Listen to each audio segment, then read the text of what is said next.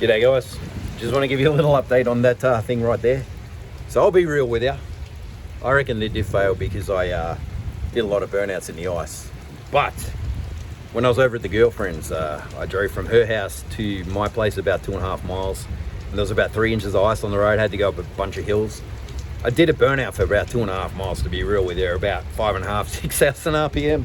So I'm pretty sure that wasn't good for the old diff. But anyway, so there she is. I wanted to tell you, ordered a diff last night, between 2010 and 2015 SS Camaro diff, 21,000 miles, LSD obviously, and it's a bit beefier than the stock diff in the old Holden, and I think I got it for about 750 bucks. So hopefully I'll get that in next week. But anyway, there she is. Let's walk around here. Oh, it's pissing cats and dogs, by the way, and it has been all bloody day.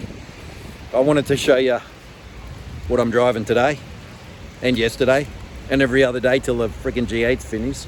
There she is. Look at it. Oh geez, she is my 350Z turbo, and yeah, that's static, and it's a bane in the arse to drive. I mean, look at it. Look how low the bloody thing is. It's bloody so impractical, and the roads around here suck. But anyway, like I said, it's piss and rain. Say goodbye to her. Oh, bye-bye. I'm gonna go inside, and I'll check yous later.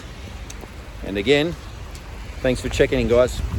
You know the deal, like, subscribe, you know that stuff. Appreciate yous.